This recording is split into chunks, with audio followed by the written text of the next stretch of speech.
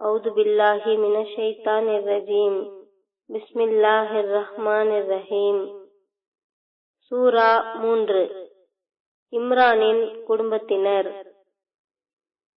ஆலி இம்ரான். கடவுளின் பெயரால் மிக்க அருளாளர் மிக்க கருணையாளர். அலிஃப் லாம் மீம். கடவுள், அவரை தவிர வேறு தெய்வம் இல்லை. ஜீவித்திருப்பவர், நிலைத்திருப்பவர். அவர் உமக்கு இவ்வேதத்தை சத்தியத்துடனும் முந்திய எல்லா வேதங்களையும் உறுதிப்படுத்தக்கூடியதாகவும் அனுப்பியுள்ளார். மேலும் அவர் தோரா மற்றும் சுவிசேஷத்தை அனுப்பினார். இதற்கு முன்பு மக்களை வழிநடத்துவதற்காக. மேலும் அவர் சட்ட புத்தகத்தை அனுப்பினார். கடவுளின் வெளிப்பாடுகளை நம்ப மறுப்பவர்கள் கடும் தண்டனைக்கு உள்ளாகின்றார்கள். கடவுள் சர்வ வல்லமை உடையவர், பழி தீர்ப்பவர். பூமியின் மீதோ அல்லது வானத்திலோ எந்த ஒன்றும் கடவுளுக்கு மறைவானதல்ல. தான் நாடுகின்றபடி கருவறைகளில் உங்களை வடிவமைப்பவர் அவரே. அவரை தவிர வேறு தெய்வம் இல்லை.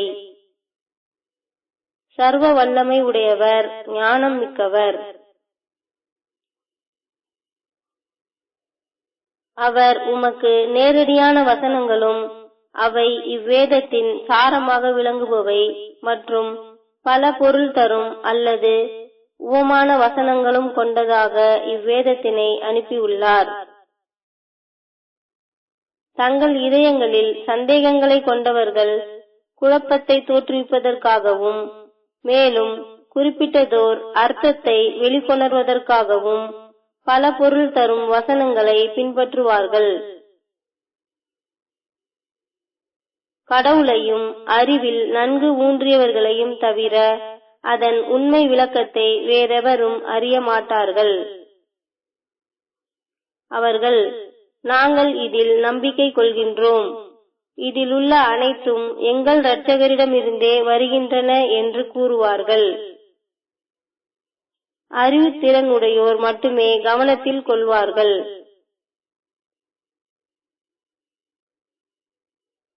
எங்கள் இரட்சகரே, இப்போது எங்களை நீர் வழிநடத்தி விட்டீர். பின்னர் எங்களுடைய இதயங்களை தடுமாற விட்டுவிடாதீர். உம்முடைய கருணையை எங்கள் மீது பொழிவீராக. நீரே கொடையாளி.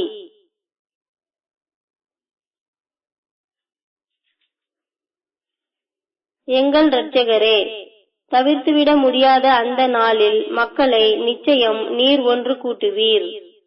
கடவுள் ஒருபோதும் வாக்குறுதியை முறிக்க மாட்டார். நம்ப மறுப்பவர்கள் தங்களுடைய செல்வத்தினாலோ அன்றி தங்களுடைய குழந்தைகளினாலோ கடவுளுக்கு எதிராக ஒருபோதும் உதவி செய்யப்பட மாட்டார்கள். அவர்கள் நரகிற்கு எரிபொருளாக இருப்பார்கள்.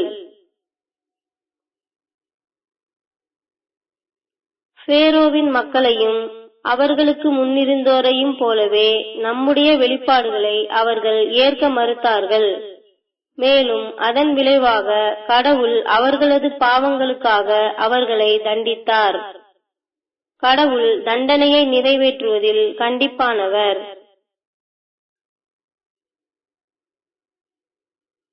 நம்ப மறுப்பவர்களிடம் நீங்கள் தோற்கடிக்கப்படுவீர்கள், பின்னர் நரகில் ஒன்று சேர்க்கப்படுவீர்கள். என்ன ஒரு துன்பகரமான தங்குமிடம் என்று கூறுவீராக. மோதிக்கொண்ட இரு படையினரில் உங்களுக்கு ஓர் உதாரணம் அமைக்கப்பட்டுள்ளது. ஒரு படை கடவுளுக்காக சண்டையிட்டது.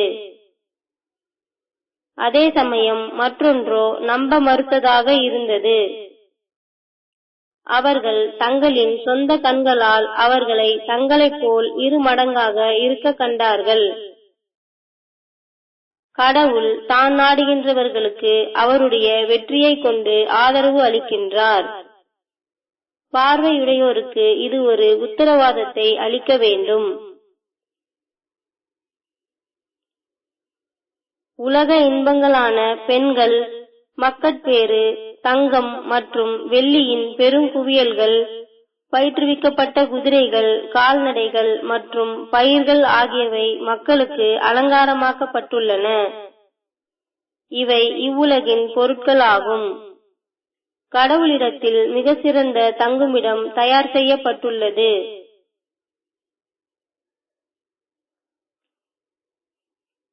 மிகச் சிறப்பான ஒரு வியாபாரத்தை பற்றி உங்களுக்கு நான் அறிவிக்கின்றேன். நன்னெறியானதொரு வாழ்வு நடத்துவோருக்கு அவர்களுடைய இரட்சகரிடத்தில் ஓடிக்கொண்டிருக்கும் நீரோடைகளை கொண்ட தோட்டங்கள், தூய்மையான துணைகள், மேலும் கடவுளின் அருட்கொடைகளால் மகிழ்ச்சி ஆகியவை தயாராக உள்ளன என்று கூறுவீராக. கடவுள் தன்னை வழிபடுவோரை பார்ப்பவராக உள்ளார். அவர்கள், எங்கள் இரட்சகரே, நாங்கள் நம்பிக்கை கொண்டோம், ஆகையால் எங்கள் பாவங்களை எங்களுக்கு மன்னிப்பீராக,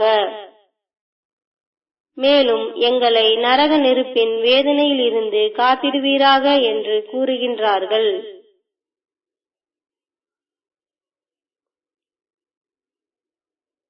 அவர்கள் உறுதியானவர்கள், உண்மையாளர்கள், அடிபணிந்தவர்கள், பெருந்தன்மையாளர்கள், இன்னும் அதிகாலையில் தியானிப்பவர்கள். அவரை தவிர வேறு தெய்வம் இல்லை என்று கடவுள் சாட்சி அளிக்கின்றார். வானவர்களும் அறிவுடையவர்களும் அவ்வாறே செய்கின்றனர். உண்மையாகவும் நீதமாகவும் அவரே பரிபூரணமான இறைவன். அவரை தவிர வேறு தெய்வம் இல்லை. சர்வ வல்லமை உடையவர், ஞானம் மிக்கவர்.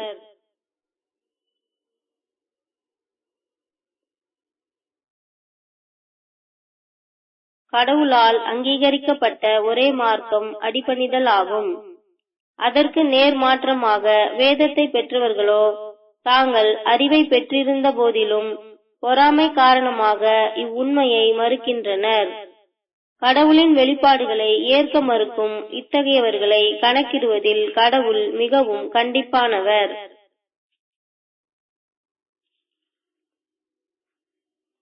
அவர்கள் உம்முடன் தர்கித்தால் அப்போது நான் கடவுளுக்கு மட்டும் அடிபணிந்து விட்டேன், நானும் என்னை பின்பற்றுவோரும் என்று கூறுவீராக. வேதத்தை பெற்றவர்களுக்கும் மற்றும் பெறாதவர்களுக்கும் நீங்கள் அடிபணிவீர்களா என்று நீர் பிரகடனம் செய்ய வேண்டும். அவர்கள் அடிபணிந்தால் அப்போது அவர்கள் வழிகாட்டல் பெற்றுவிட்டார்கள். ஆனால் அவர்கள் திரும்பிவிட்டால் உம்முடைய ஒரே பணி இச்செய்தியை ஒப்படைப்பதே. கடவுள் எல்லா மக்களையும் பார்க்கின்றவர். கடவுளின் வெளிப்பாடுகளை ஏற்க மறுத்தவர்கள், மேலும் வேதம் வழங்கப்பட்டவர்களை நீதமின்றி கொன்றவர்கள், மேலும் மக்கள் மத்தியில் நீதத்தை ஆதரித்தவர்களை கொன்றவர்கள் ஆகியவர்களுக்கு வலிமிகுந்த தண்டனையை வாக்களிப்பீராக. இந்த வாழ்வு மற்றும் மறு உலகம் ஆகிய இரண்டிலும் அவர்களின் செயல்கள் பயனற்றதாக ஆக்கப்பட்டுவிட்டன. மேலும் அவர்கள் எந்த உதவியாளரையும் பெறமாட்டார்கள்.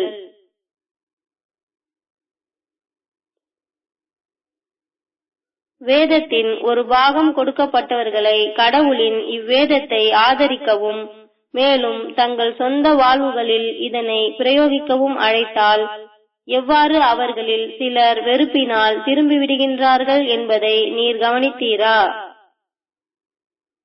இது ஏனெனில் அவர்கள் ஒரு சில நாட்கள் தவிர நரக நெருப்பு எங்களை தீண்டாது என்று கூறியதே. இவ்விதமாக அவர்கள் தங்களின் மார்க்கத்தில் தங்களுடைய சொந்த கற்பனைகளால் ஏமாற்றப்பட்டனர்.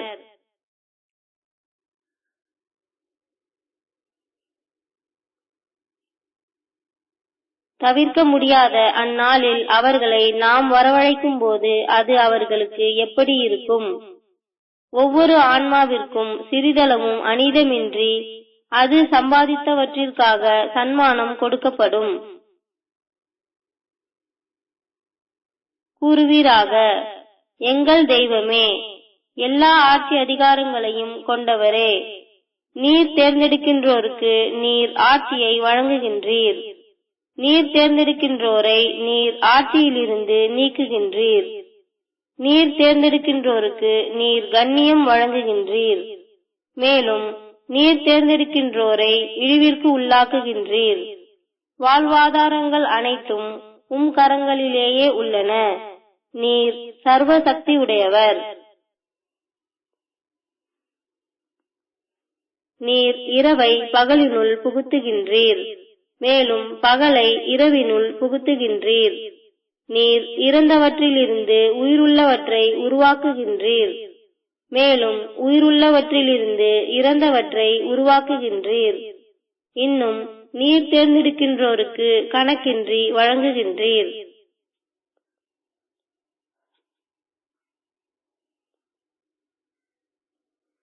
நம்பிக்கையாளர்கள் ஒருபோதும் நம்பிக்கையாளர்களுக்கு பதிலாக நம்ப மறுப்பவர்களுடன் நட்பு கொள்ள மாட்டார்கள். யாரேனும் இதை செய்தால் கடவுளிடமிருந்து வெளியேற்றப்பட்டவராவார்கள். துன்புறுத்தப்படுவதை தவிர்ப்பதற்காக நிர்பந்திக்கப்பட்ட நிலையில் இதை செய்பவர்கள் விலக்களிக்கப்பட்டவர்களாவர். கடவுள் அவரிடம் மட்டுமே நீங்கள் பயபக்தியோடு இருக்க வேண்டும் என்று உங்களை எச்சரிக்கின்றார். கடவுளிடம்தான் இறுதி விதி உள்ளது. உங்களின் உள்ளார்ந்த எண்ணத்தை நீங்கள் மறைத்தாலும் சரி அல்லது அறிவித்தாலும் சரி, கடவுள் அவற்றை முற்றிலும் அறிந்திருக்கின்றார் என்று கூறுவீராக. வானங்கள் மற்றும் பூமியில் உள்ள ஒவ்வொன்றையும் அவர் முற்றிலும் அறிந்திருக்கின்றார். கடவுள் சர்வ சக்தி உடையவர்.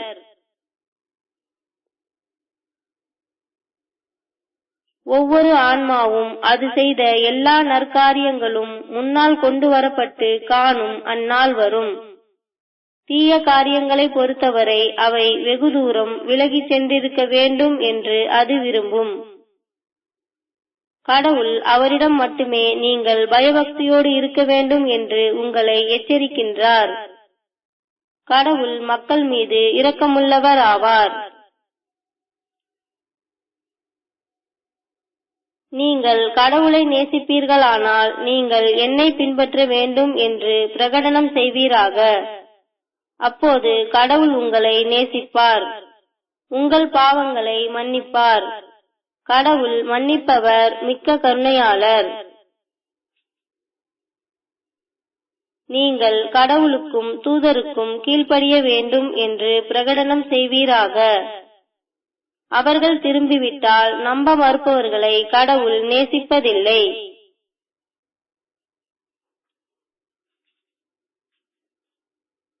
கடவுள் ஆதாம், நோவா, ஆபிரகாமின் குடும்பத்தினர் மற்றும் இம்ரானின் குடும்பத்தினர் ஆகியோரை மக்களுக்கு தூதர்களாக தேர்ந்தெடுத்துக் கொண்டார். அவர்கள் ஒரே சந்ததியரில் உள்ளவர்களாவர். கடவுள் செவியேற்பவர், எல்லாம் அறிந்தவர். இம்ரானின் மனைவி, என் இரட்சகரே, என் வயிற்றில் உள்ளதை குழந்தையை உமக்கு நான் முற்றிலும் அர்ப்பணித்து விட்டேன். எனவே என்னிடமிருந்து ஏற்றுக்கொள்ளும். நீரே செவியேற்பவர், எல்லாம் அறிந்தவர் என்று கூறினார்.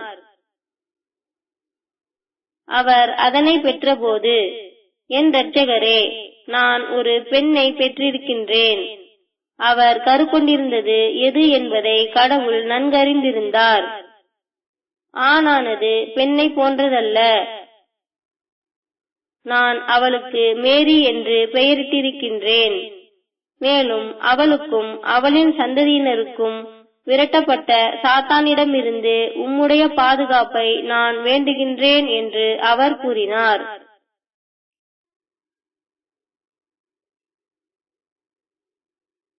அவருடைய இரட்சகர் ஒரு அழகான ஏற்றுக்கொள்ளுதலாக அவரை ஏற்றுக்கொண்டார். மேலும் ஜக்கரியாவின் பாதுகாப்பின் கீழ் ஒரு அழகான வளர்ப்பினால் அவரை வளர்த்தார். ஜக்கரியா அவருடைய சரணாலயத்தில் நுழையும் போதெல்லாம் அவருடன் ஆகாரங்களை கண்டார். அவர், மேரி, இதனை நீ எங்கிருந்து பெற்றாய் என்று கேட்பார். அவர், இது கடவுளிடமிருந்து வந்தது. கடவுள் அவர் தேர்ந்தெடுக்கின்றவர்களுக்கு கணக்கின்றி வழங்குகின்றார் என்று கூறுவார்.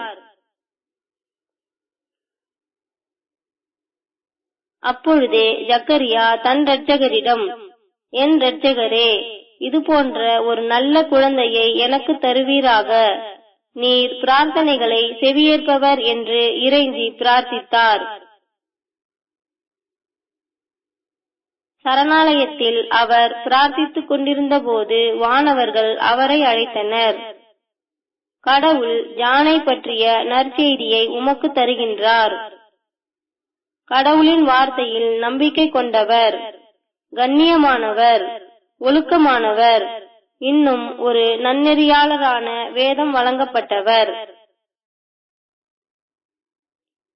அவர், நான் இவ்வளவு வயதானவனாக இருக்கும்போது, மேலும் என் மனைவி மலடாக இருக்கும்போது நான் எவ்வாறு ஒரு மகனை பெற முடியும் என்று கூறினார்.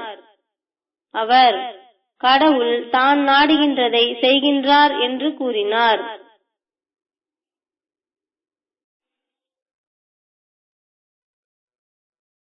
அவர், என் இரட்சகரே, எனக்கு ஒரு அடையாளத்தை தாரும் என்று கூறினார். அவர், உமது அடையாளமானது 3 நாட்களுக்கு சைகைகளை கொண்டே தவிர மக்களிடத்தில் நீர் பேச மாட்டீர். இரட்சகரை அதிகம் அதிகம் போற்றிக் கொண்டிரும். இன்னும் இரவும் பகலும் அவரை தியானிக்கவும் என்று கூறினார். வானவர்கள் கூறினர், மேரியே, கடவுள் உம்மை தேர்ந்தெடுத்து இன்னும் உம்மை தூய்மைப்படுத்திவிட்டார். பெண்கள் அனைவரிலும் உம்மை அவர் தேர்ந்தெடுத்தார். மேரியே, உம்முடைய இரட்சகருக்கு நீர் அடிபணிய வேண்டும். மேலும் குனிந்து வழிபடுவோருடன் சிரம் பணிந்தும் குனிந்தும் வழிபட வேண்டும். இது கடந்த கால செய்தியிலிருந்து உமக்கு நாம் வெளிப்படுத்தியவை. மேரியின் பொறுப்பாளரை தேர்வு செய்ய தங்கள் சீட்டுகளை குலுக்கி எடுத்தபோது நீர் அங்கு இருக்கவில்லை. அவர்கள் ஒருவர் மற்றவரோடு விவாதித்த போது நீர் அங்கு இருக்கவில்லை. வானவர்கள் கூறினர், மேரியே, கடவுள் உமக்கு நற்செய்தி தருகின்றார். அவரிடம் இருந்துள்ள ஒரு வார்த்தையாக அவரின் பெயர் மெசையா, மேரியின் மகன் இயேசு. அவர் இந்த வாழ்விலும் மறு உலகிலும் பிரசித்தி பெற்றவராக இன்னும் எனக்கு நெருக்கமானவர்களில் ஒருவராக இருப்பார். தொட்டிலும் அதேபோல் வாலிபத்திலும் அவர் மக்களிடம் பேசுவார். அவர் நன்னெறியாளர்களில் ஒருவராக இருப்பார். அவர், என் இரட்சகரே, எந்த மனிதரும் என்னை தொடாதிருக்கும் போது எவ்வாறு நான் ஒரு மகனை பெறுவேன் என்று கூறினார். அவர் கூறினார், இவ்விதமாக கடவுள் தான் நாடுகின்றதை படைக்கின்றார். எதையேனும் நிகழ்த்த வேண்டுமாயின் அவர் அதன்பால் கூறுவதெல்லாம் ஆகு என்பதே. உடன் அது ஆகிவிடுகின்றது. அவருக்கு வேதத்தையும் ஞானத்தையும் தோரா மற்றும் சுவிசேஷம் ஆகியவற்றையும் அவர் போதிப்பார்.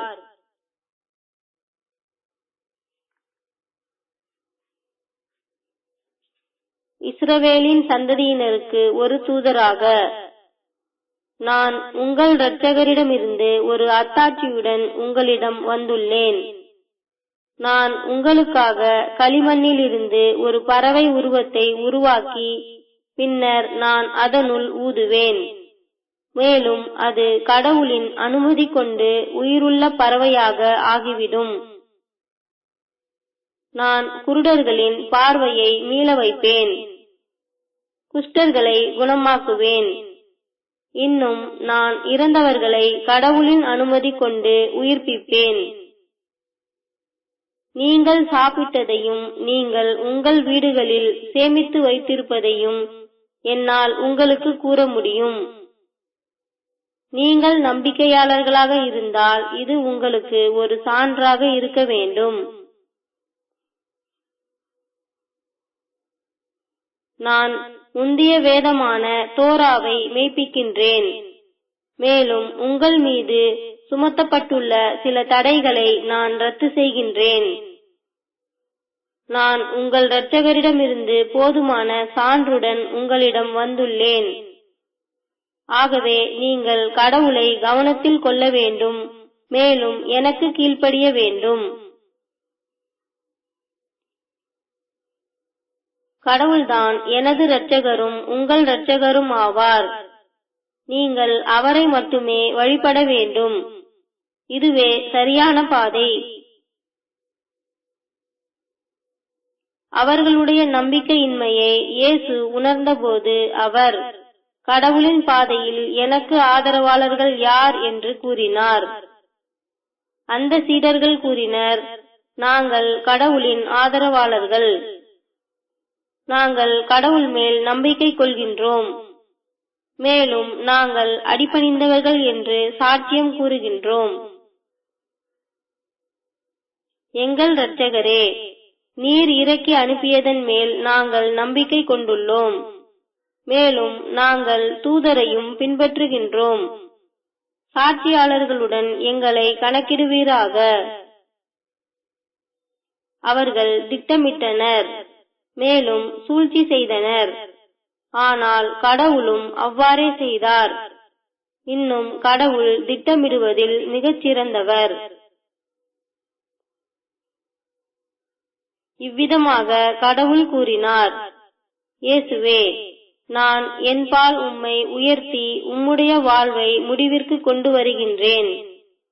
நம்ப மறுப்பவர்களிடம் இருந்து உம்மை விடுவிக்கின்றேன். உம்மை பின்பற்றுவோரை நம்ப மறுப்பவர்களை விட மீண்டும் உயிர்ப்பித்து எழுப்பப்படும் நாள் வரை நான் மேலாக்கி வைப்பேன். பின்னர் உங்கள் அனைவருடைய இறுதி தீர்வும் என்னிடமே உள்ளது. பின்னர் உங்களுடைய தர்க்கங்கள் குறித்து உங்களுக்கிடையில் நான் தீர்ப்பளிப்பேன்.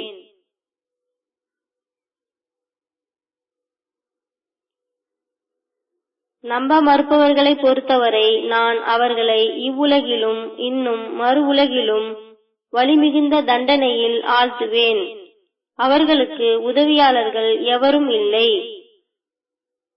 நம்பிக்கை கொண்டு மேலும் நன்னெறியானதொரு வாழ்வு நடத்துபவர்களை பொறுத்தவரை அவர்களுக்கு அவர் முழுமையாக வெகுமதி அளிப்பார். கடவுள் நீதமற்றவர்களை நேசிப்பதில்லை. இவை நாம் உம்மிடம் ஓதி காட்டும் ஞானம் நிரம்பிய ஒரு செய்தியை வழங்கும் வெளிப்பாடுகளாகும். கடவுளை பொறுத்தமட்டில் இயேசுவின் உதாரணம் ஆதாமை போன்றதே ஆகும். அவர் அவரை தூசியிலிருந்து படைத்து பின் அவரிடம் ஆகுவீராக என்று கூறினார். உடன் அவர் ஆகிவிட்டார். இது இரட்சகரிடம் இருந்துள்ள சத்தியமாகும். எவ்வித சந்தேகமும் கொள்ள வேண்டாம்.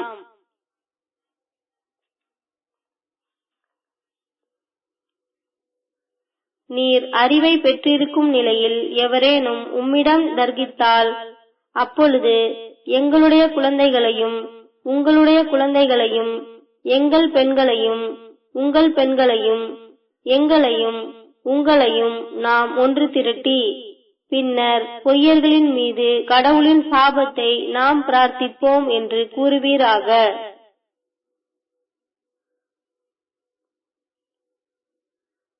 பரிபூரணமாக இது சத்தியத்தின் வரலாறு ஆகும். பரிபூரணமாக கடவுளை தவிர வேறு தெய்வம் இல்லை. பரிபூரணமாக கடவுள் சர்வ வல்லமை உடையவர், ஞானம் மிக்கவர். அவர்கள் திரும்பிவிட்டால் அப்போது கடவுள் தீமை செய்பவர்களை நன்கறிந்திருக்கின்றார். வேதத்தை பின்பற்றுவோரே, எங்களுக்கும் உங்களுக்கும் இடையே அறிவுபூர்வமானதொரு ஒப்பந்தத்திற்கு நாம் வருவோம். அது கடவுளை அன்றி நாம் வழிபட மாட்டோம். அதாவது அவருடன் வேறு எந்த இணை தெய்வங்களையும் நாம் ஒருபோதும் அமைத்துக் கொள்ள மாட்டோம். அன்றியும் கடவுளுடன் எந்த மனிதர்களையும் இரட்சகர்களாக அமைத்துக் கொள்ள மாட்டோம் என்று கூறுவீராக. அவர்கள் திரும்பிவிட்டால் நாங்கள் அடிபணிந்தவர்கள் என்பதற்கு சாட்சியாக இருங்கள் என்று கூறுவீராக. வேதத்தை பின்பற்றுவோரே, ஆபிரகாமிற்கு பின்னரே அன்றி தோராவும் சுவிசேஷமும் வெளிப்படுத்தப்படவில்லை எனும்போது அவரை பற்றி நீங்கள் ஏன் தர்க்கிக்கின்றீர்கள்? நீங்கள் புரிந்து கொள்ளவில்லையா? உங்களுக்கு தெரிந்த விஷயங்கள் பற்றி நீங்கள் விவாதித்தீர்கள். உங்களுக்கு தெரியாத விஷயங்களை பற்றி நீங்கள் ஏன் விவாதிக்கின்றீர்கள்? நீங்கள் அறிய மாட்டீர்கள், அதே சமயம் கடவுள் அறிகின்றார்.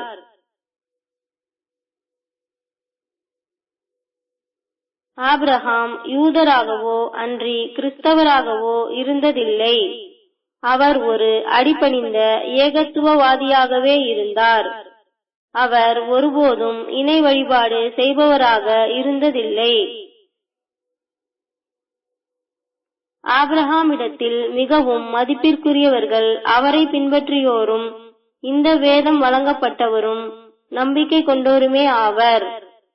கடவுள்தான் நம்பிக்கையாளர்களின் இரட்சகராகவும் எஜமானராகவும் இருக்கின்றார். வேதத்தை பின்பற்றுவோரில் சிலர் உங்களை வழிகெடுக்க விரும்புகின்றனர். ஆனால் அவர்கள் உணர்ந்து கொள்ளா வண்ணம் தங்களையே வழிகெடுத்துக் கொள்கின்றனர். வேதத்தை பின்பற்றுவோரே, இதுதான் சத்தியம் என்பதற்கு நீங்கள் சாட்சியளிக்கின்ற போதும் ஏன் நீங்கள் கடவுளின் வெளிப்பாடுகளை ஏற்க மறுக்கின்றீர்கள்?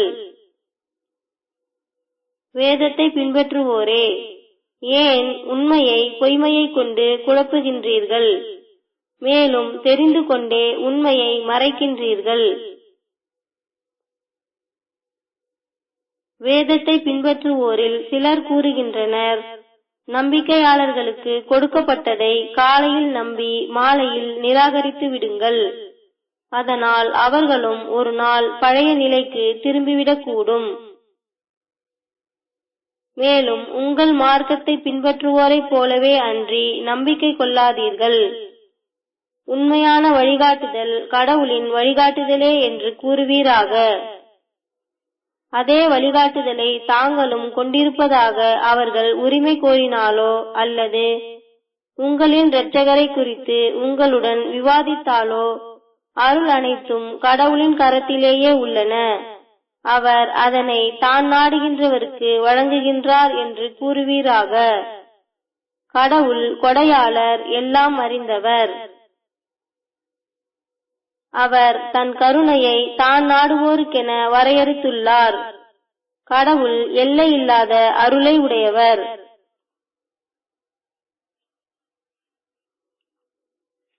வேதத்தை பின்பற்றுவோரில் சிலரை எவ்வளவு பொருளுக்கும் நம்பலாம். மேலும் அவர்கள் அதனை உங்களிடம் திருப்பி தந்து விடுவார்கள்.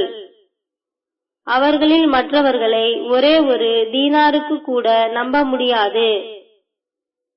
அவர்களை தொடர்ந்து கேட்டால் ஒழிய உங்களிடம் அவர்கள் திருப்பிக் கொடுக்க மாட்டார்கள். பிற சமயத்தவர்களுடன் கொடுக்கல் வாங்கல் செய்யும் போது நாம் நாணயமாக இருக்க தேவையில்லை என்று அவர்கள் கூறுவதுதான் இதற்கு காரணம்.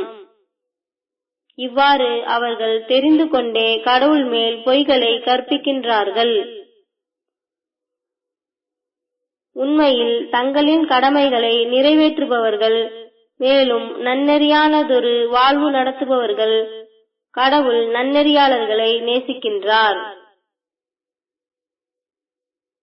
கடவுளின் உடன்படிக்கையை மேலும் தங்கள் கடமைகளை ஒரு மலிவான விலைக்கு வியாபாரம் செய்பவர்களை பொறுத்தவரை மறு உலகில் அவர்கள் எந்த பங்கையும் பெற மாட்டார்கள். மீண்டும் உயிர்ப்பித்து எழுப்பப்படும் நாளில் கடவுள் அவர்களுடன் பேசவும் மாட்டார். அன்றி அவர்களை ஏறெடுத்து பார்க்கவும் மாட்டார். அன்றி அவர்களை தூய்மையாக்கவும் மாட்டார். அவர்கள் வலிமிகுந்ததொரு தண்டனைக்கு உள்ளாகிவிட்டார்கள்.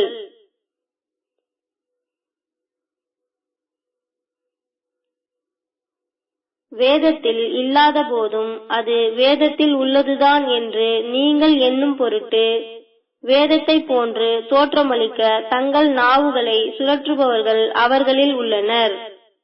மேலும் அது கடவுளிடமிருந்து இல்லாத போதே அது கடவுளிடமிருந்து உள்ளதுதான் என்று அவர்கள் வாதிடுகின்றனர்.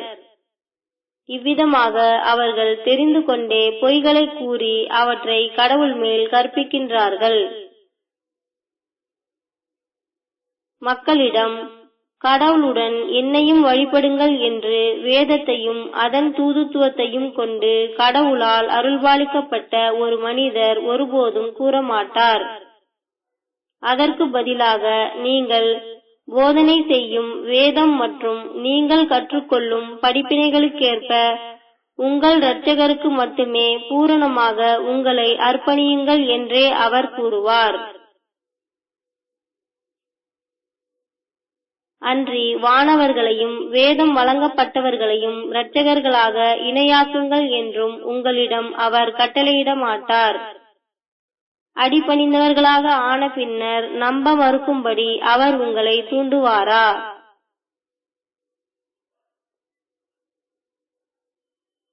கடவுள் வேதம் வழங்கப்பட்டவர்களிடம், நான் உங்களுக்கு வேதத்தையும் ஞானத்தையும் கொடுப்பேன். அதன் பின்னர் இருக்கக்கூடிய எல்லா வேதங்களையும் உறுதிப்படுத்த ஒரு தூதர் வருவார். அவரை நீங்கள் நம்ப வேண்டும், இன்னும் அவருக்கு ஆதரவளிக்க வேண்டும் என்று கூறியவராக ஒரு உடன்படிக்கை எடுத்தார். இதை நீங்கள் ஒப்புக்கொள்கின்றீர்களா? மேலும் இந்த உடன்படிக்கையை நிறைவேற்ற உறுதி அளிக்கின்றீர்களா என்று அவர் கூறினார். நாங்கள் ஒப்புக்கொள்கின்றோம் என்று அவர்கள் கூறினார்கள்.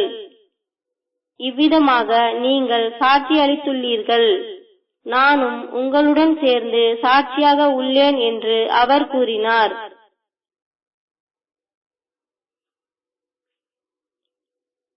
குர்ஆனின் முன்னறிவிப்பான இதை எவர்கள் ஏற்க மறுக்கின்றார்களோ அவர்கள் தீயவர்களே. வானங்கள் மற்றும் பூமியில் உள்ள ஒவ்வொன்றும் விரும்பியோ விரும்பாமலோ அவருக்கு அடிபணிந்து மேலும் அவரிடமே அவை திரும்பிச் செல்ல இருக்கும்போது கடவுளின் மார்க்கம் அல்லாததையா அவர்கள் தேடுகின்றனர்? நாங்கள் கடவுள் மீதும் இன்னும் எங்களுக்கு இரக்கப்பட்டதையும் இன்னும் ஆபிரகாம், இஸ்மவேல், ஐசக், ஜேக்கப் மற்றும் குலத்தலைவர்களுக்கு இரக்கப்பட்டதையும் இன்னும் மோசஸ், இயேசு மற்றும் அவர்களின் இரட்சகரிடமிருந்து வந்த வேதம் வழங்கப்பட்டவர்களுக்கு இரக்கப்பட்டதையும் நம்பிக்கை கொள்கின்றோம். நாங்கள் அவர்களில் எவர்களுக்கிடையிலும் பாகுபாடு காட்டுவதில்லை. நாங்கள் அவருக்கு மட்டுமே அடிபணிந்தவர்கள் ஆவோம் என்று கூறுவீராக.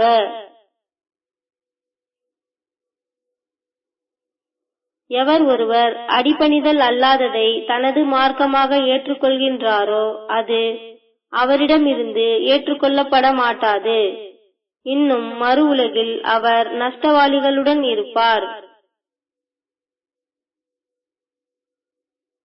தூதர் உண்மையாளர்தான் என்பதை பார்த்த பின்பும் மேலும் திடமான சான்றுகள் அவர்களுக்கு வழங்கப்பட்ட பின்பும் நம்பிக்கை கொண்ட பின்னர் நம்ப மறுத்துவிட்ட மக்களுக்கு கடவுள் ஏன் வழிகாட்ட வேண்டும்?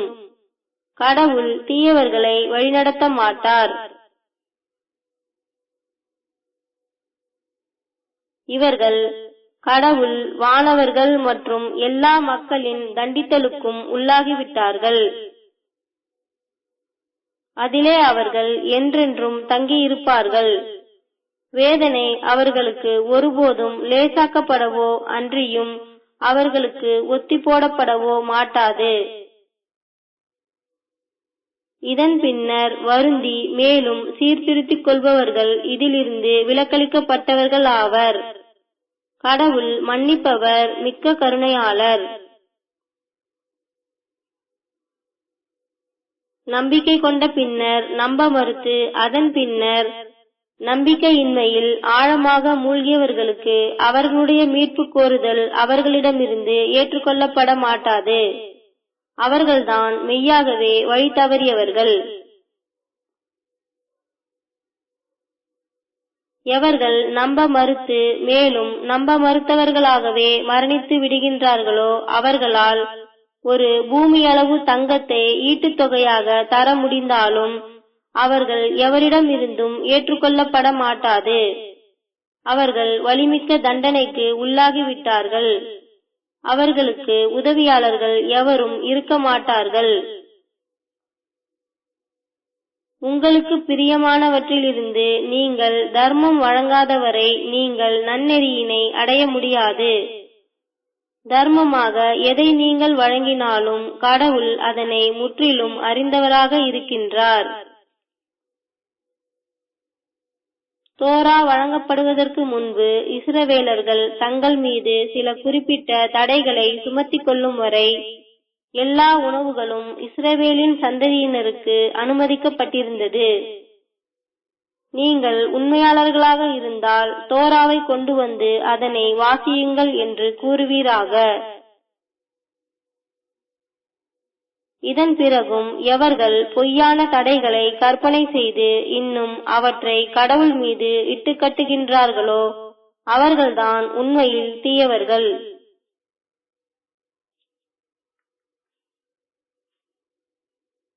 கடவுள் சத்தியத்தை பிரகடனம் செய்துவிட்டார்.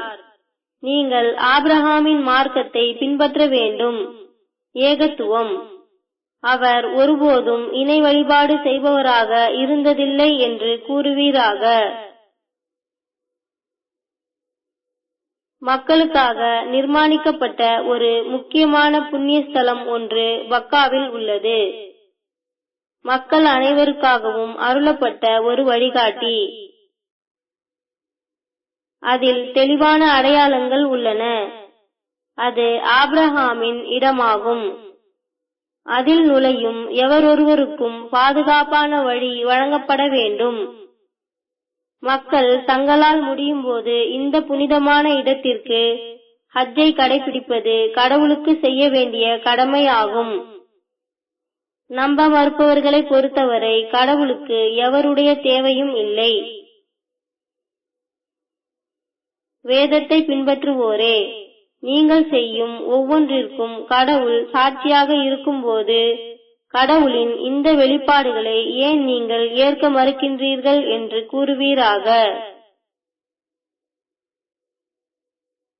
வேதத்தை பின்பற்றுவோரே, நீங்கள் சாட்சிகளாக இருந்தும் நம்பிக்கை கொள்ள விரும்புகின்றவர்களை கடவுளின் பாதையில் இருந்து ஏன் விரட்டுகின்றீர்கள், இன்னும் அதனை சீர்குலைக்க நாடுகின்றீர்கள் என்று கூறுவீராக. நீங்கள் செய்யும் எந்த ஒன்றையும் கடவுள் ஒருபோதும் அறியாதவர் இல்லை.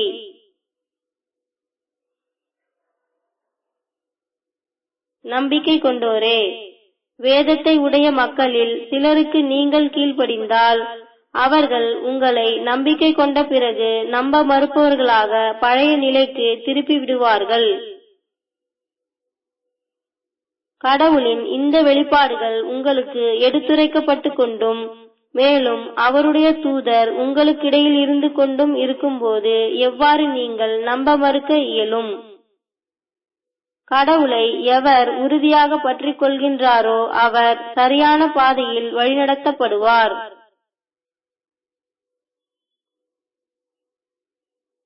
நம்பிக்கை கொண்டோரே, நீங்கள் கடவுளுக்கு எவ்வாறு அஞ்ச வேண்டுமோ அவ்வாறு அஞ்ச வேண்டும். மேலும் அடிபணிந்தவர்களாகவே அன்றி மரணிக்காதீர்கள்.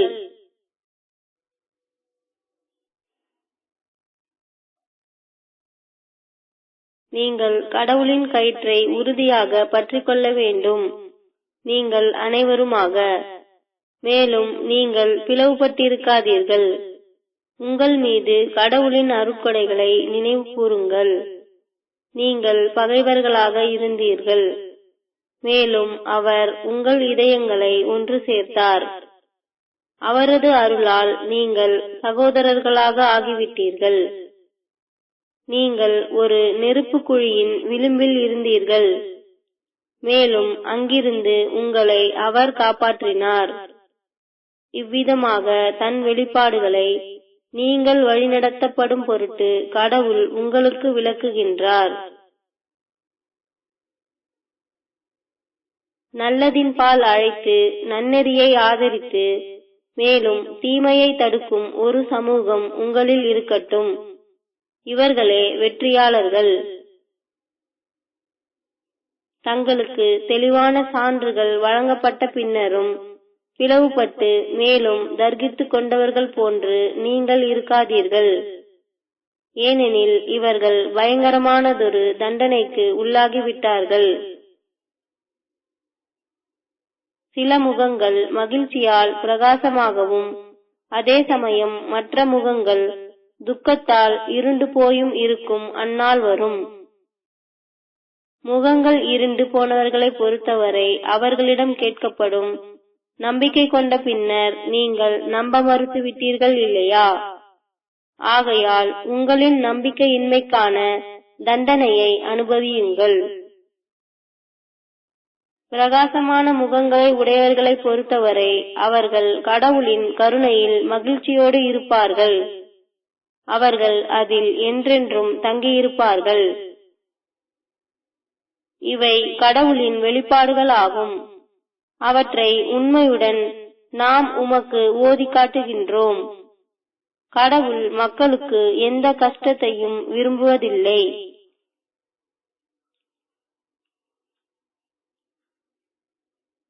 வானங்களில் உள்ள ஒவ்வொன்றும் மற்றும் பூமியில் உள்ள ஒவ்வொன்றும் கடவுளுக்கு உரியது. மேலும் எல்லா விஷயங்களும் கடவுளால் கட்டுப்படுத்தப்படுகின்றன.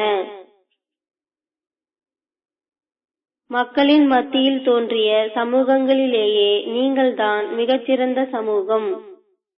நீங்கள் நன்னெறியை ஆதரித்து மேலும் தீமையை தடுக்கின்றீர்கள். இன்னும் கடவுள் மீது நீங்கள் நம்பிக்கை கொள்கின்றீர்கள்.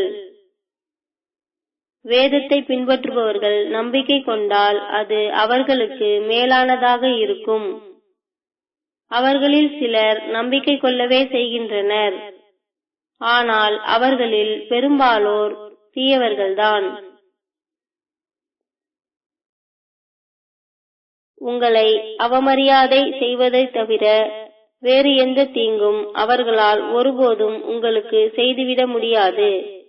உங்களுடன் அவர்கள் சண்டையிட்டால் அவர்கள் புறங்காட்டி திரும்பி ஓடிவிடுவார்கள்.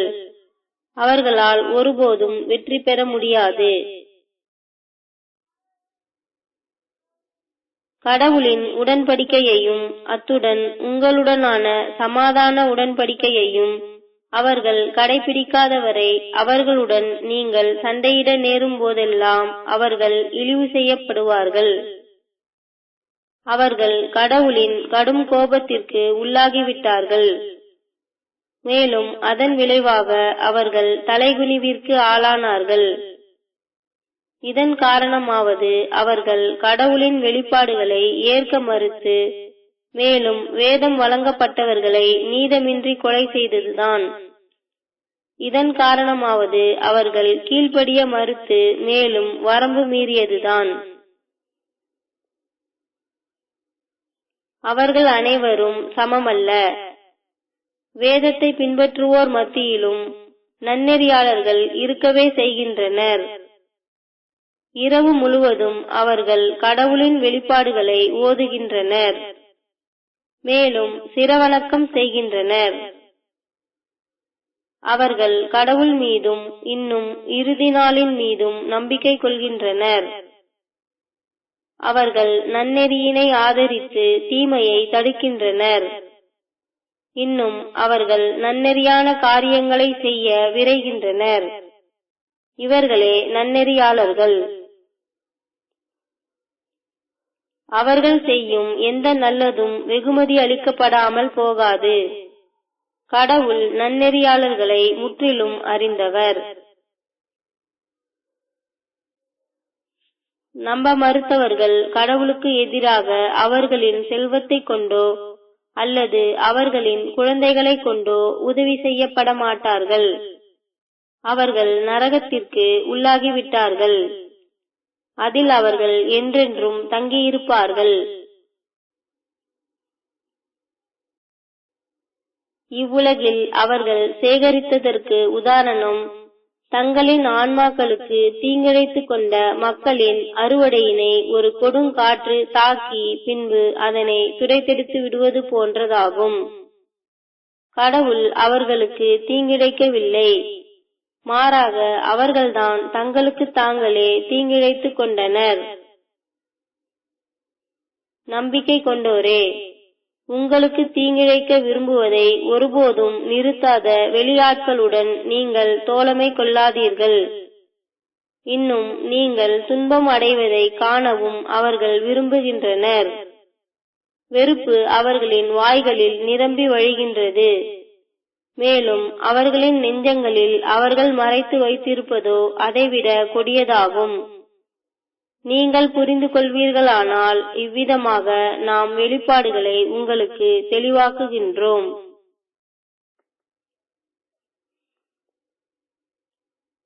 அவர்கள் உங்களை நேசிக்காத அதே சமயம் இங்கு நீங்கள் அவர்களை நேசிக்கின்றீர்கள். இன்னும் நீங்கள் வேதத்தில் அனைத்தையும் நம்புகின்றீர்கள். அவர்கள் உங்களை சந்திக்கும் போது நாங்கள் நம்பிக்கை கொள்கின்றோம் என்று கூறுகின்றனர். ஆனால் அவர்கள் விலகிச் சென்றவுடன் உங்கள் மேல் உள்ள கோபத்தால் தங்களுடைய விரல்களை கடித்துக் கொள்கின்றனர். உங்கள் கோபத்திலேயே இறந்து விடுங்கள் என்று கூறுவீராக. கடவுள் ஆழ்மனதின் எண்ணங்களை முற்றிலும் அறிந்தவராக இருக்கின்றார். நல்லது எதுவும் உங்கள் வழியில் வரும்போது அவர்கள் வருந்துகின்றனர். மேலும் உங்களுக்கு ஏதேனும் தீங்கு நேரும் போது அவர்கள் மகிழ்ச்சி அடைகின்றனர். நீங்கள் உறுதியாய் விடாமுயற்சியுடன் நன்னெறியினை பேணி வந்தால் அவர்களின் சூழ்ச்சிகள் உங்களை ஒருபோதும் காயப்படுத்தாது. கடவுள் நீங்கள் செய்யும் ஒவ்வொன்றையும் முற்றிலும் அறிந்தவர். முகமதே, யுத்தத்தில் நம்பிக்கையாளர்களுக்கு அவர்களின் நிலைகளை நீர் நிர்ணயம் செய்வதற்காக சமூகத்தார் மத்தியில் நீர் இருந்ததை நினைவு கூர்வீராக. கடவுள் செவியேற்பவர், எல்லாம் அறிந்தவர்.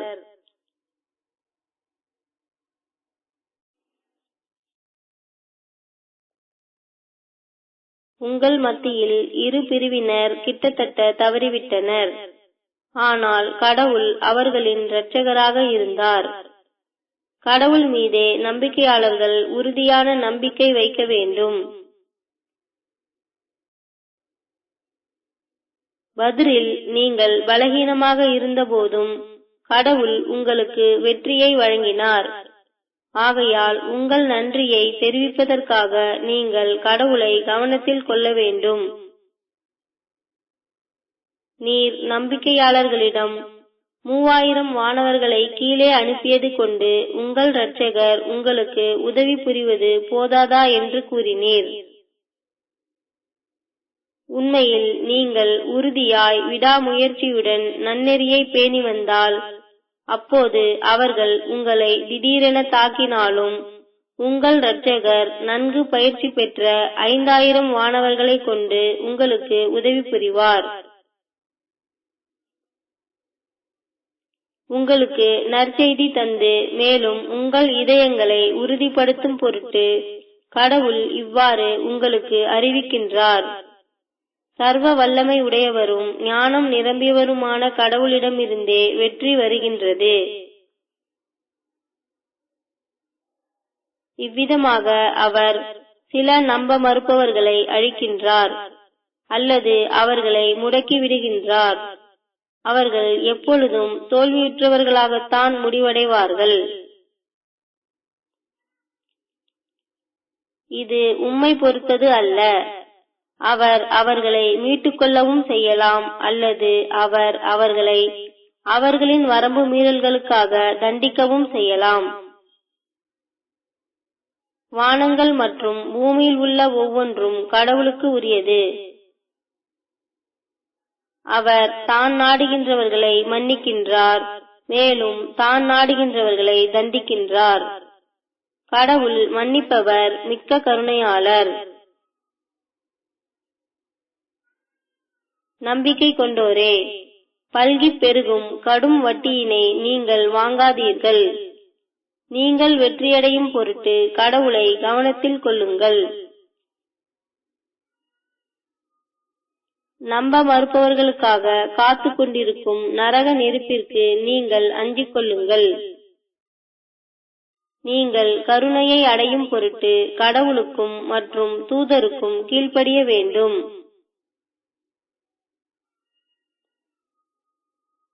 உங்கள் இரட்சகரிடமிருந்து மன்னிப்பையும் மேலும் வானங்கள் மற்றும் பூமியை உள்ளடக்கும் அகலத்தை உடையதொரு சுவனத்தையும் நோக்கி நீங்கள் ஆர்வத்துடன் விரைய வேண்டும். அது நன்னெறியாளர்களுக்காக காத்து கொண்டிருக்கின்றது. அவர்கள் நல்ல காலங்களிலும் அத்துடன் கெட்ட காலங்களிலும் தானம் வழங்குவார்கள். அவர்கள் கோபத்தை அடக்கிக் கொள்வார்கள். மேலும் மக்கள் பிழைகளை பொறுத்துக் கொள்வார்கள்.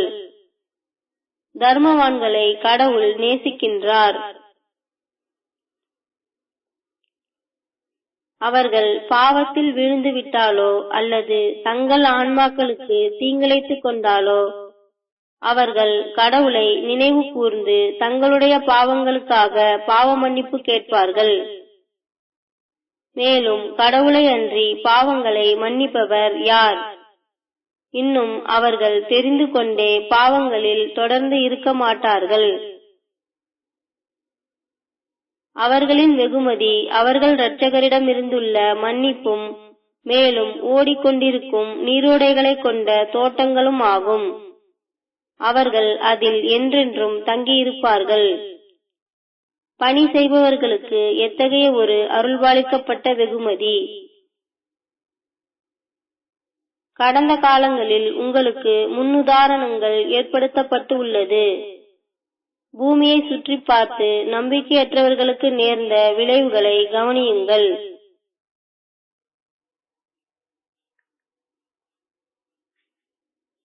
இது மக்களுக்கான ஒரு பிரகடனமாகும். மேலும் நன்னெறியாளர்களுக்கு வழிகாட்டல் மற்றும் ஞான உபதேசமும் ஆகும். நீங்கள் தடுமாறவோ அன்றி கவலை கொள்ளவோ வேண்டாம். ஏனெனில் நீங்கள் நம்பிக்கையாளர்களாக இருந்தால் நீங்களே இறுதி வெற்றியாளர்கள். நீங்கள் கஷ்டத்தை அனுபவித்தால் பகைவரும் அதே போன்ற கஷ்டத்தை அனுபவிக்கவே செய்கின்றார்கள். வெற்றி மற்றும் தோல்வியின் நாட்களை நாம் தான் மக்கள் மத்தியில் மாறி மாறி வர செய்கின்றோம். கடவுள் இவ்விதமாக உண்மையான நம்பிக்கையாளர்களை சிறப்பித்து அடையாளம் காட்டுகின்றார்.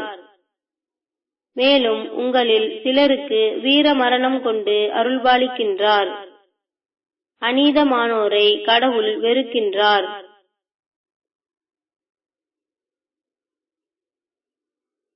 கடவுள் இவ்விதமாக நம்பிக்கையாளர்களை வலுப்படுத்தி மேலும் நம்ப மறுப்பவர்களை இழிவிற்கு உள்ளாக்குகின்றார். உங்களில் பாடுபடுபவர்கள் யார் என்பதை கடவுள் அடையாளம் காட்டாமலும் மேலும் உறுதியாய் இருப்பவர்கள் யார் என்பதை அடையாளம் காட்டாமலும் நீங்கள் சுவனத்தில் நுழைவதை எதிர்பார்க்கின்றீர்களா? அதனை சந்திப்பதற்கு முன்னர் நீங்கள் மரணத்தை மிகவும் விரும்பிக் கொண்டிருந்தீர்கள். இப்போது உங்கள் கண்களுக்கு நேரெதிரே அதை நீங்கள் சந்திக்கின்றீர்கள்.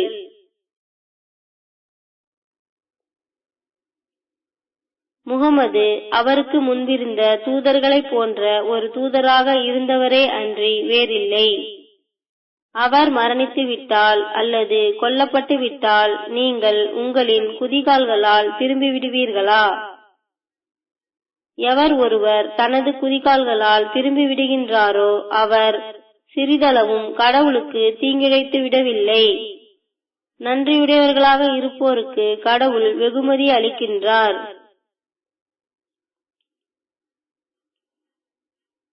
முன்னரே தீர்மானிக்கப்பட்ட நேரத்தில் கடவுளின் அனுமதியுடனே அன்றி எவர் ஒருவரும் மரணமடைவதில்லை. எவர் இவ்வுலகின் வீண் பெருமைகளை தேடுகின்றாரோ அவருக்கு நாம் அதிலிருந்து வழங்குகின்றோம். மேலும் எவர் மறு உலகின் வெகுமதிகளை தேடுகின்றாரோ அவருக்கு நாம் அதிலிருந்து அருள் புரிகின்றோம். நன்றியுடையவர்களாக இருப்போருக்கு நாம் வெகுமதி அளிக்கின்றோம்.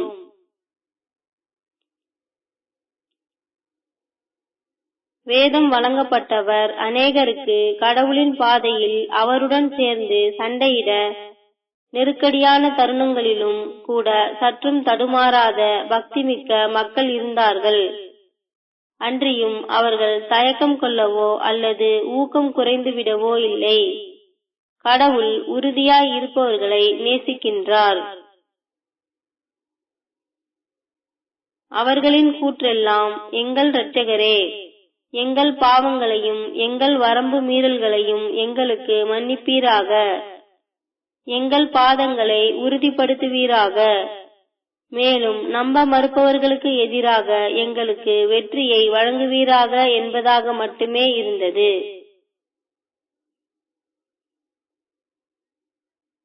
அதன் விளைவாக கடவுள் அவர்களுக்கு இவ்வுலகின் வெகுமதிகளையும் மேலும் மறு உலகின் மேலான வெகுமதிகளையும் வழங்கினார். கடவுள் நன்மை செய்வோரை நேசிக்கின்றார். நம்பிக்கை கொண்டோரே, நம்ப மறுப்பவர்களுக்கு நீங்கள் கீழ்ப்படிவீர்களானால் அவர்கள் உங்களை உங்கள் குதிகால்களில் திருப்பி விடுவார்கள். பின்னர் நீங்கள் நஷ்டவாளிகளாக ஆகிவிடுவீர்கள். கடவுள் மட்டுமே உங்கள் இரட்சகரும் எஜமானரும் ஆவார். மேலும் அவரே மிகச்சிறந்த உதவியாளர் ஆவார்.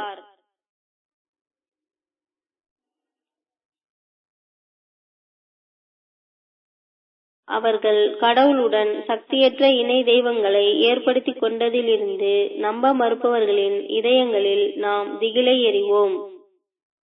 அவர்களுடைய விதி நரகம்தான். வரம்பு மீறியவர்களுக்கான தங்குமிடம் எவ்வளவு துக்ககரமானது! கடவுள் உங்களுக்கு அளித்த அவருடைய வாக்குறுதியை நிறைவேற்றிவிட்டார். மேலும் அவருடைய அனுமதியுடன் நீங்கள் அவர்களை தோல்வியுறச் செய்தீர்கள். ஆனால் பின்னர் நீங்கள் தடுமாறினீர்கள். உங்களுக்கிடையில் தர்கித்துக் கொண்டீர்கள். மேலும் நீங்கள் மிகவும் விரும்பியதை, வெற்றியை அவர் உங்களுக்கு காட்டியதன் பின்னரும் கீழ்ப்படிய மறுத்தீர்கள். ஆனால் பின்னர் உங்களில் சிலர் இந்த உலக லாபங்களினால் கவனம் சிதறடிக்கப்பட்டவர்களாக ஆகிவிட்ட அதே சமயம் மற்றவர்கள் மறு உலகம் குறித்து சரியான கவனத்துடன் இருந்தனர். அவர் பின்னர் உங்களை சோதிப்பதற்காக அவர்களிடமிருந்து உங்களை திசை திருப்பினார். அவர் உங்களை மன்னித்து விட்டார். கடவுள் தன்னுடைய அருளை நம்பிக்கையாளர்களின் மீது பொழிகின்றார்.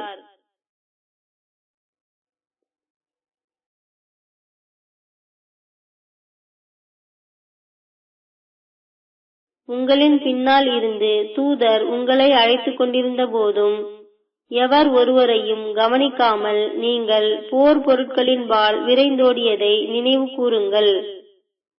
அதன் விளைவாக நீங்கள் இழந்துவிட்ட எந்த ஒன்றிற்காகவும் வருந்தக்கூடாது என்பதற்காகவும் அல்லது நீங்கள் அனுபவித்த கஷ்டங்களினால் மிகுந்த வேதனை அடையக்கூடாது என்பதற்காகவும் ஒரு துன்பத்திற்கு மாற்றாக மற்றொன்றை அவர் தந்தார். நீங்கள் செய்கின்ற ஒவ்வொன்றையும் கடவுள் முற்றிலும் நன்கறிந்தவராக இருக்கின்றார்.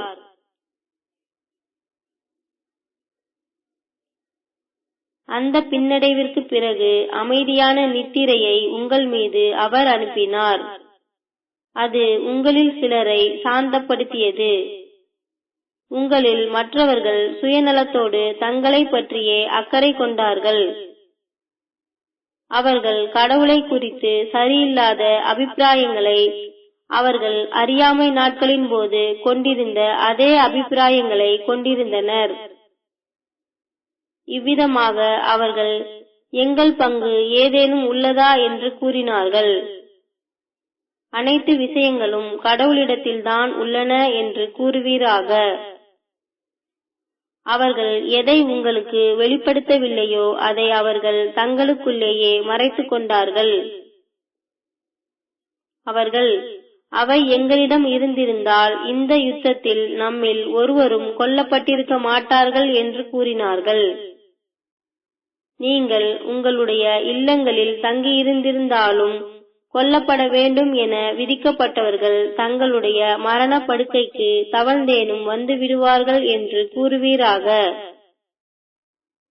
உங்களுடைய உண்மையான நம்பிக்கைகளின் உறுதிப்பாட்டை வெளிக்கொணர்வதற்கும் மேலும் உங்களுடைய இதயங்களில் உள்ளதை சோதிப்பதற்கும் கடவுள் இவ்விதமாக உங்களை சோதனைகளில் ஆழ்த்துகின்றார்.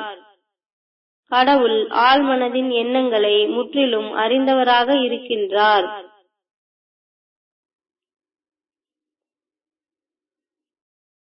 நிச்சயமாக 2 படைகள் மோதிக்கொண்ட அந்நாளில் உங்களில் புறங்காட்டி சென்றவர்கள் சாத்தானால் ஏமாற்றப்பட்டனர். இது அவர்கள் செய்துவிட்ட தீய செயல்கள் சிலவற்றை பிரதிபலிக்கின்றது. கடவுள் அவர்களை மன்னித்து விட்டார். கடவுள் மன்னிப்பவர், கருணையாளர்.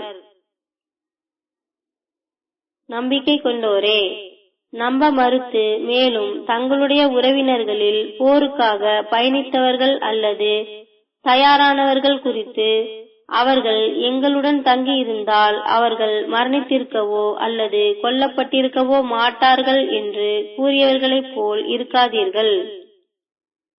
கடவுள் இதனை அவர்களுடைய இதயங்களில் துக்கத்தின் ஒரு ஆதாரமாக ஆக்கினார். கடவுள் வாழ்வையும் மரணத்தையும் கட்டுப்படுத்துகின்றார். நீங்கள் செய்யும் அனைத்தையும் கடவுள் பார்ப்பவராக உள்ளார்.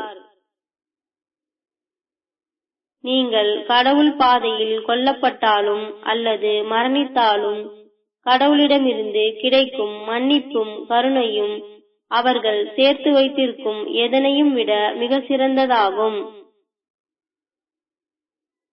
நீங்கள் மரணித்தாலும் அல்லது கொல்லப்பட்டாலும் கடவுளின் முன்பு நீங்கள் ஒன்று கூட்டப்படுவீர்கள்.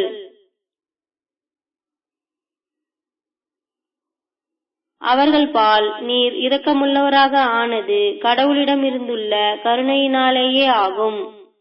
நீர் கடினமானவராகவும் மேலும் குறுகிய மனப்பான்மை உடையவராகவும் இருந்திருந்தால் அவர்கள் உம்மை கைவிட்டிருப்பார்கள்.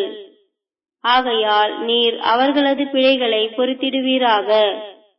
மேலும் அவர்களுக்காக பாவ மன்னிப்பு கேட்பீராக.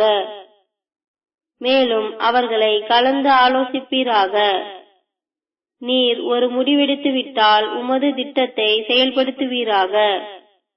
மேலும் கடவுளின் மீது பொறுப்பேற்படுத்துவீராக.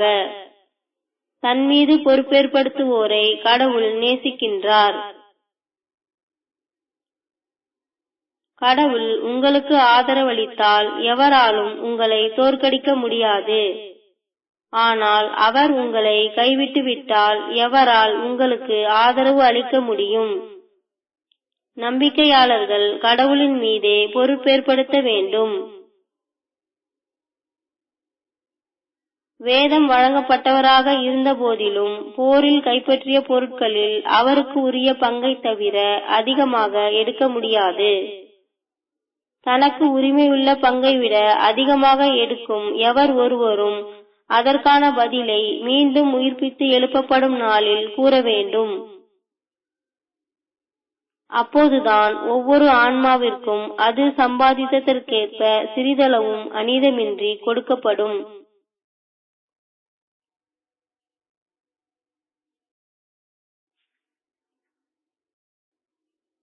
கடவுளின் திருப்தியை தேடும் ஒருவரும் கடவுளின் கோபத்திற்கு உள்ளாகி மிக துன்பகரமான தங்குமிடமான நரகத்தை தன் விதியாக்கிக் கொள்ளும் ஒருவனும் சமமாவார்களா?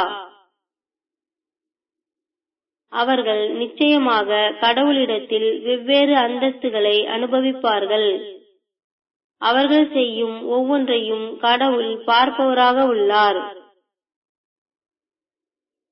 அவருடைய வெளிப்பாடுகளை அவர்களுக்கு ஓதி காண்பிப்பதற்கும் மேலும் அவர்களை பரிசுத்தப்படுத்துவதற்கும் மேலும் வேதத்தையும் ஞானத்தையும் அவர்களுக்கு கற்பிப்பதற்கும் அவர்களில் இருந்தே ஒரு தூதரை அவர்களுக்கு மத்தியில் எழச் செய்ததன் மூலம் நம்பிக்கையாளர்களுக்கு கடவுள் அருள் புரிந்திருக்கின்றார்.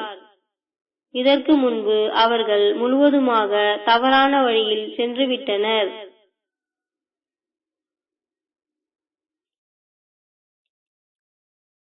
நீங்கள் 2 மடங்கு பாதிப்பை உங்களின் எதிரி மீது ஏற்படுத்திய போதும் கூட இப்பொழுது நீங்கள் ஒரு பின்னடைவால் பாதிக்கப்பட்டிருப்பதால் நீங்கள் எங்களுக்கு ஏன் இது நிகழ்ந்தது என்று கூறினீர்கள். இது உங்கள் சொந்த செயல்களின் விளைவு ஆகும் என்று கூறுவீராக.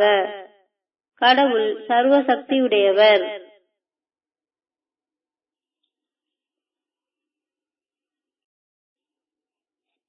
இரண்டு படைகள் மோதிக்கொண்ட அந்நாளில் உங்களுக்கு நேரிட்டது கடவுளின் விருப்பத்திற்கு ஏற்பவும் மேலும் நம்பிக்கையாளர்களை அடையாளம் காண்பதற்காகவும். மேலும் கடவுளின் பாதையில் சண்டையிட வாருங்கள் அல்லது பங்களிப்பு தாருங்கள் என்று கூறப்பட்டு அவர்கள் சண்டையிடுவது எப்படி என நாங்கள் அறிந்திருந்தால் நாங்களும் உங்களுடன் சேர்ந்திடுவோம் என கூறிய நயவஞ்சகர்களை வெளிப்படுத்துவதற்காகவும். அவர்கள் நம்பிக்கையை காட்டிலும் பின்னர் நம்பிக்கையின்மைக்கு நெருக்கமானவர்களாக இருந்தனர். அவர்களுடைய இதயங்களில் இல்லாததை அவர்களுடைய வாய்களினால் கூறினார்கள். அவர்கள் மறைத்து வைப்பதை கடவுள் அறிந்திருக்கின்றார்.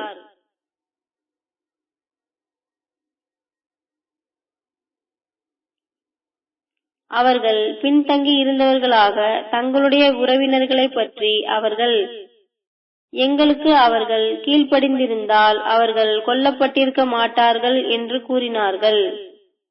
நீங்கள் உண்மையாளர்களாக இருந்தால் பின்னர் உங்களுடைய மரணத்தை நீங்கள் தடுத்துக் கொள்ளுங்கள் என்று கூறுவீராக.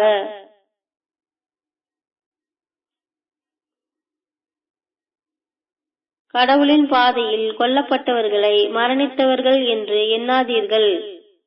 அவர்கள் அவருடைய வாழ்வாதாரங்களை அனுபவித்தவர்களாக தங்களுடைய இரட்சகரிடத்தில் உயிரோடு இருக்கின்றார்கள். அவர்கள் கடவுளின் அருளில் மகிழ்ச்சியோடு இருக்கின்றார்கள். மேலும் அவர்களுடன் மரணிக்காத தங்களுடைய தோழர்களுக்கு அவர்கள் பயப்படுவதற்கு எதுவும் இல்லை, அன்றி அவர்கள் துக்கப்படவும் மாட்டார்கள் என்ற நற்செய்தியை வைத்திருக்கின்றார்கள். அவர்கள் கடவுளுடைய அருட்கொடைகளையும் மற்றும் அருளையும் மேலும் கடவுள் நம்பிக்கையாளர்களுக்கு வெகுமதி அளிக்க ஒருபோதும் தவறுவதில்லை என்ற நற்செய்தியையும் வைத்திருக்கின்றார்கள். அடிக்கடி துன்புறுத்தலுக்குள்ளாகி கஷ்டப்பட்ட போதும் கடவுளுக்கும் தூதருக்கும் பதிலளித்து தங்களுடைய நற்செயல்களை தொடர்ந்து செய்து மேலும் நன்னெறியானதொரு வாழ்வு நடத்துவோருக்கு ஒரு மகத்தான வெகுமதி உள்ளது. உங்களுக்கு எதிராக மக்கள் ஒன்று திரட்டுவிட்டனர். நீங்கள் அவர்களுக்கு அஞ்சிக் கொள்ள வேண்டும் என மக்கள் அவர்களிடத்தில் கூறும்போது இது அவர்களுடைய விசுவாசத்தை பலப்படுத்தவே செய்கின்றது. மேலும் அவர்கள் கடவுள் எங்களுக்கு போதுமானவர், அவரே மிகச்சிறந்த பாதுகாவலர் என்று கூறுகின்றார்கள். கடவுளின் அருட்கொடைகளுக்கும் மற்றும் அருளுக்கும் அவர்கள் தகுதியடைந்து விட்டார்கள். கடவுளின் அங்கீகாரத்தை அவர்கள் அடைந்துவிட்டபடியால் அவர்களை எந்த தீங்கும் எப்பொழுதும் தீண்டாது. கடவுள் அளவில்லாத அருளை உடையவர். அவனுக்கு கீழ்ப்படிந்தவர்களிடத்தில் பயத்தை ஏற்படுத்துவது சாத்தானின் வழிமுறையாகும். அவர்களுக்கு அஞ்சாதீர்கள். அதற்கு பதிலாக நீங்கள் நம்பிக்கையாளர்களாக இருந்தால் எனக்கே அஞ்சுங்கள். நம்ப மறுப்பதின்பால் விரைந்து செல்பவர்களால் துக்கமடைந்து விடாதீர்கள். அவர்கள் ஒருபோதும் சிறிதளவும் கடவுளுக்கு தீங்கிழைக்க முடியாது.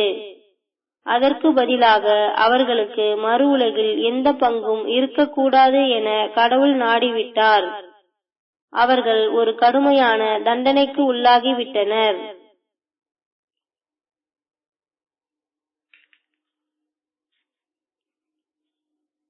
நம்பிக்கைக்கு பதிலாக நம்பிக்கையின்மையை தேர்ந்தெடுப்பவர்கள் சிறிதளவும் கடவுளுக்கு தீங்கிழைப்பதில்லை.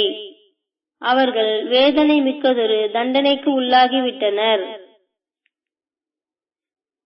நம்ப மறுப்பவர்கள் நாம் அவர்களை அவர்களுடைய சொந்த நன்மைக்காக வழிநடத்துகின்றோம் என்று எண்ணிக்கொள்ள வேண்டாம். அவர்களுடைய பாவத்தன்மையை உறுதிப்படுத்துவதற்காக மட்டுமே நாம் அவர்களை வழிநடத்துகின்றோம்.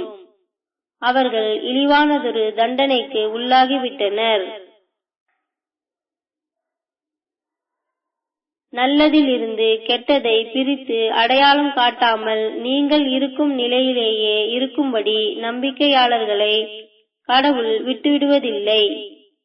அன்றி உங்களுக்கு எதிர்காலத்தை பற்றியும் கடவுள் அறிவிப்பதில்லை.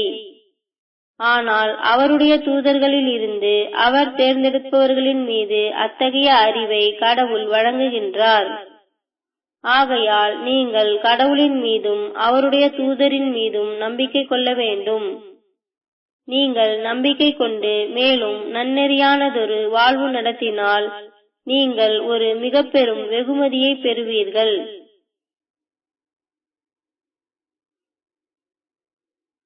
கடவுளின் வாழ்வாதாரங்களை கொடுக்க மறுத்தும் மேலும் சேமித்தும் வைத்திருக்க கூடியவர்கள் அது அவர்களுக்கு நல்லது என்று எண்ணிவிட வேண்டாம். அது அவர்களுக்கு கெட்டதாகும். ஏனெனில் மீண்டும் உயிர்ப்பித்து எழுப்பப்படும் நாளில் அவர்கள் தாங்கள் சேமித்ததை தங்களுடைய கழுத்துக்களை சுற்றி சுமந்தவர்களாக இருப்பார்கள். வானங்கள் மற்றும் பூமியின் இறுதியான வாரிசுதாரராக கடவுள் இருக்கின்றார். நீங்கள் செய்கின்ற ஒவ்வொன்றையும் கடவுள் முற்றிலும் நன்கறிந்தவராக இருக்கின்றார். கடவுள் ஏழையாக இருக்கின்றார். அதே சமயம் நாங்களோ பணக்காரர்கள் என்று கூறியவர்களுடைய கூற்றுக்களை கடவுள் கேட்டுக்கொண்டார். வேதம் வழங்கப்பட்டவர்களை அநியாயமாக அவர்கள் கொலை செய்ததை நாம் பதிவு செய்தது போலவே அவர்கள் கூறிய அனைத்தையும் பதிவு செய்வோம். மேலும் நாம் கூறுவோம், நரகத்தின் தண்டனையை அனுபவியுங்கள். இது உங்களுடைய சொந்த செயல்களின் விளைவே ஆகும். கடவுள் ஒருபோதும் மக்களுக்கு அநீதி இழைப்பதில்லை.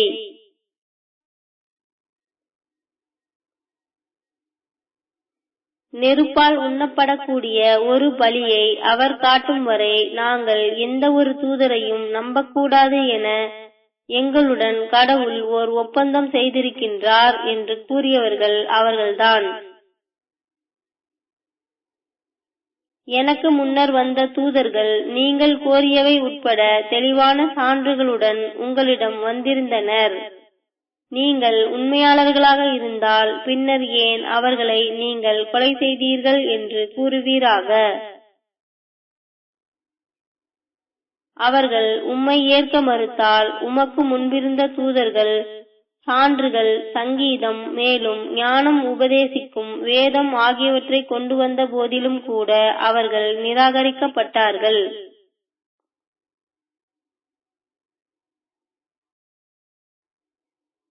ஒவ்வொரு நபரும் மரணத்தை சுவைப்பார். பின்னர் மீண்டும் உயிர்ப்பித்து எழுப்பப்படும் நாளில் உங்கள் வெகுமதியை நீங்கள் பெறுவீர்கள். எவரொருவர் வெளிப்படையாக நரகத்தினின்றும் தப்பித்து மேலும் சுவனத்தை அடைகின்றாரோ அவர் ஒரு மகத்தான வெற்றியை அடைந்துவிட்டார். இவ்வுலக வாழ்வு ஒரு மாயையே அன்றி அதிகமாக எதுவும் இல்லை. உங்களுடைய செல்வம் மற்றும் வாழ்வுகளின் மூலம் நீங்கள் நிச்சயமாக சோதிக்கப்படுவீர்கள். மேலும் வேதத்தை பெற்றவர்களிடமிருந்தும் இன்னும் இணை தெய்வ வழிபாடு செய்பவர்களிடமிருந்தும் ஏராளமான நிந்தனையை நீங்கள் செவியுறுவீர்கள்.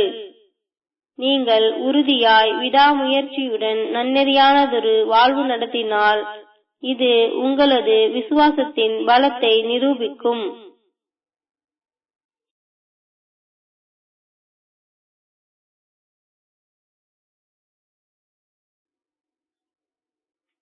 வேதத்தை பெற்றவர்களிடம் கடவுள், நீங்கள் இதனை மக்களுக்கு பிரகடனம் செய்ய வேண்டும், மேலும் ஒருபோதும் இதனை மறைக்க கூடாது என்று ஓர் உடன்படிக்கை எடுத்துக்கொண்டார். ஆனால் அவர்கள் இதனை தங்கள் முதுகுகளுக்கு பின்னால் எரிந்து அலட்சியம் செய்தனர். மேலும் மலிவானதொரு விலைக்காக அதனை வியாபாரம் செய்தனர். எப்படிப்பட்டதொரு துக்ககரமான வியாபாரம்! எவர்கள் தங்களுடைய செயல்கள் பற்றி பெருமை பேசிக் கொள்கின்றார்களோ, மேலும் உண்மையிலேயே அவர்கள் செய்திடாத சிலவற்றிற்காக புகழப்பட வேண்டும் என விரும்புகின்றார்களோ, அவர்கள் தண்டனையில் இருந்து தப்பிவிட முடியும் என்று எண்ணிவிட வேண்டாம். அவர்கள் வேதனை மிக்கதொரு தண்டனைக்கு உள்ளாகிவிட்டனர். வானங்கள் மற்றும் பூமியின் ஆட்சி அதிகாரம் கடவுளுக்கே உரியது. கடவுள் சர்வ சக்தி உடையவர்.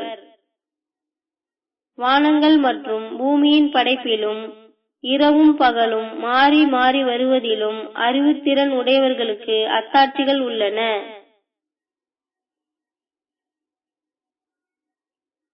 அவர்கள் கடவுளை நின்ற நிலையிலும் உட்கார்ந்த நிலையிலும் மேலும் அவர்களின் சாய்ந்த நிலையிலும் நினைவில் கொள்கின்றனர். மேலும் அவர்கள் வானங்கள் மற்றும் பூமி ஆகியவற்றின் படைப்பை குறித்து சிந்தனை செய்கின்றனர். எங்கள் இரட்சகரே, இவை அனைத்தையும் வீணிற்காக நீர் படைக்கவில்லை. நீர் துதிப்பிற்கு உரியவர். நரகத்தின் தண்டனையில் இருந்து எங்களை காப்பாற்றுவீராக.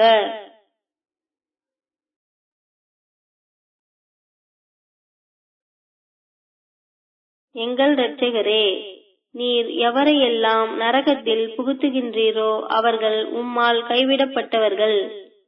இத்தகைய வரம்பு மீறியவர்களுக்கு உதவியாளர்கள் கிடையாது. எங்கள் இரட்சகரே, அழைப்பாளர் ஒருவர் விசுவாசத்தின்பால் அழைத்து, நீங்கள் உங்கள் இரட்சகர் மீது நம்பிக்கை கொள்ள வேண்டும் என பிரகடனம் செய்ததை நாங்கள் செவியேற்றோம். மேலும் நாங்கள் நம்பிக்கை கொண்டோம். எங்கள் இரட்சகரே, எங்களை எங்கள் வரம்பு மீறல்களை மன்னிப்பீராக. எங்கள் பாவங்களை பொறுத்துக் கொள்வீராக. மேலும் நன்னெறியுடைய நம்பிக்கையாளர்களாக எங்களை மரணிக்கச் செய்வீராக.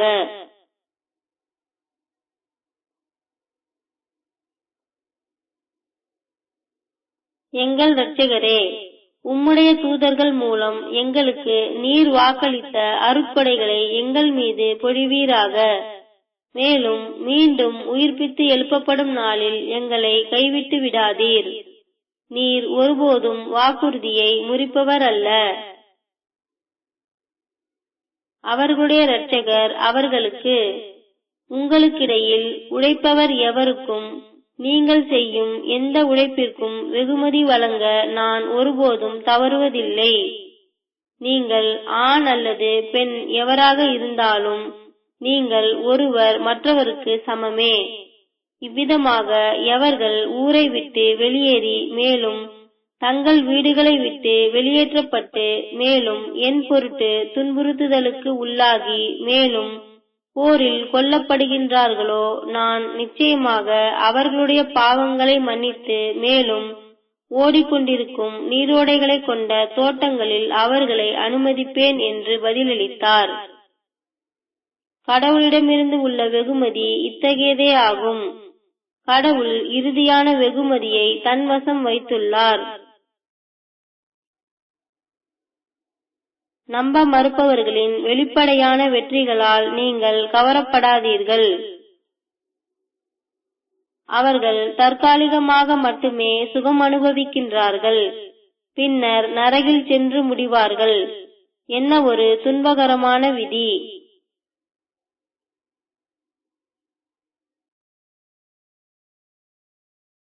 தங்கள் இரட்சகரை கவனத்தில் கொள்வோரை பொறுத்தவரை அவர்கள் ஓடிக்கொண்டிருக்கும் நீரோடைகளை கொண்ட தோட்டங்களுக்கு தகுதியடைந்து விட்டார்கள். அவற்றில் அவர்கள் என்றென்றும் தங்கியிருப்பார்கள். கடவுளால் அவர்களுக்கு கொடுக்கப்பட்ட தங்குமிடம் இத்தகையதே ஆகும். நன்னெறியாளர்களுக்காக கடவுளிடம் இருப்பது மிக சிறந்ததாகும்.